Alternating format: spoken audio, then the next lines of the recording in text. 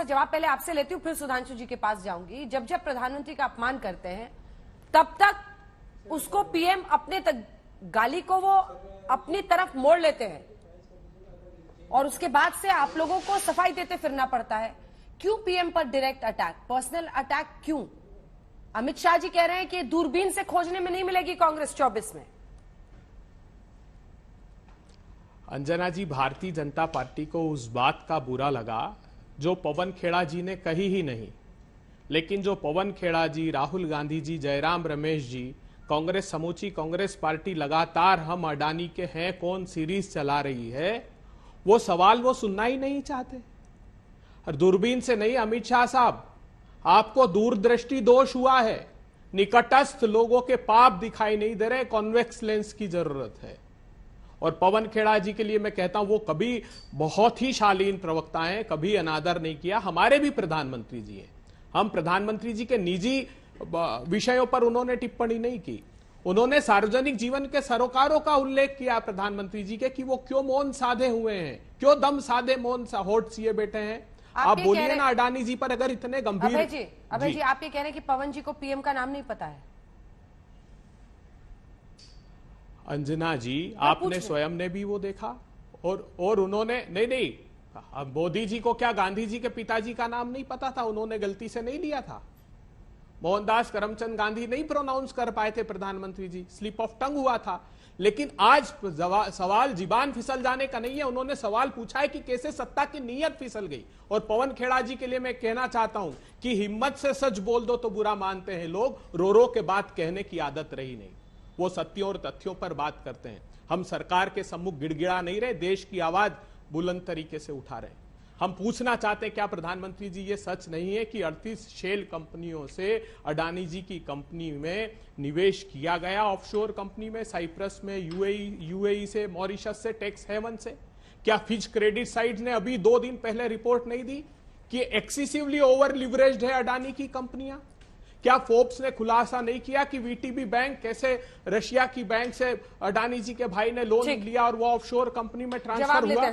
मैं पूछना चाहता हूं आज नहीं, सुधांशु जी से पूछिएगा। हाँ। जो आरोप है गंभीर, 8,200 करोड़ रुपए का निवेश emerging market investment company offshore company में हुआ है। यह कंपनी किसकी है? इलारा नाम की कंपनी में 24,776 करोड़ रुपए का निवेश हुआ है। एपीएमएस इन्वेस्टमेंट से 18,986 करोड़ रुपए का। ये इतनी सारी शेल कंपनियों का निवेश होकर कैसे स्टॉक मैनिपुलेशन किया, इसकी जांच कौन करेगा? अगर जांच करने की बात करते तो ये सिंपैथी गेन करने की कोशिश करते। जवाब लेते हैं सुधांशु जी। वो कह रहे हैं कि ये स्लिप ऑफ टंग था, ए। और बी भाग इस सवाल का यह है कि आप निजी तौर पर प्रधानमंत्री का अपमान हुआ इस कंबल में लपेट के अडानी के मुद्दे को दफनाना चाहते हैं।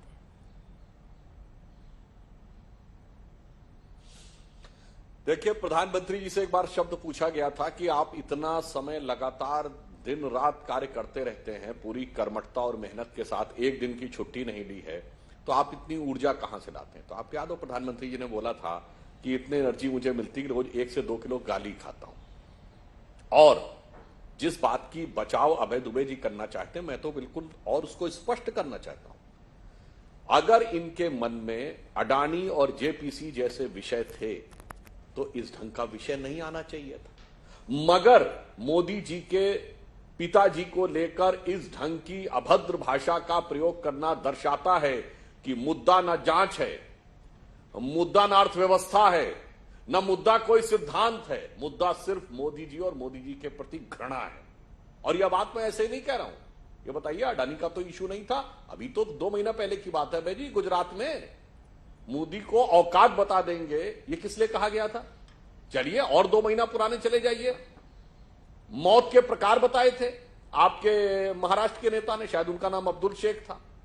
उसी समय से 1 हफ्ता और पीछे चले जाइए तो सुबोध कांत झा तो गृह राज्य मंत्री रहे हैं, उन्होंने हिटलर की मौत बोला था।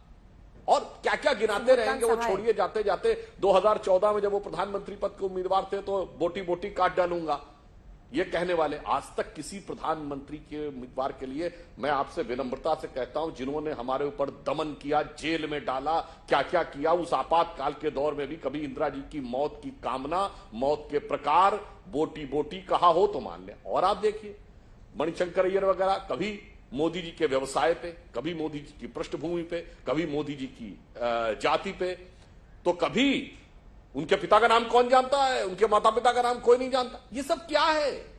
इसमें से कौन सा अडानी के लिए था, कौन सा बेरोजगारी के लिए था, कौन सा तथाकथित आपकी महंगाई के लिए था, कौन सा आपके हिसाब से राष्ट्रीय सुरक्षा के लिए था? ये सारे विषय एक्चुअली में मुखौटा है अंजना जी। ये सारे विषय समय समय पर मुखौटा है। असलियत में मोदी जी के प्रति घृणा और वैमनस्य और मैं कहूंगा पराजय की कुंठा से भरे हुए कांग्रेसियों की विक्षिप्तता है। पराजय की इसलिए एक बात कही थी अभय जी ने, तो मैं भी आपसे ये कह देना चाहता हूं एक लाइन में कि आप मोदी जी से नफरत करते चले गए। पिछले 20 साल से आप नफरत परोस रहे हैं, 20 साल से, और उतना ही जनता ने उनको मोहब्बत दी है। तो बस एक लाइन में कहना चाहूंगा कि नफरते मोदी पर लानत खुदा की, मर्ज बढ़ता गया जो जो दवा की। जरा अपना मर्ज देखिए और फिर देखिए कि दवा कर रहे हैं वो आपके मर्ज को बढ़ा रहे हैं।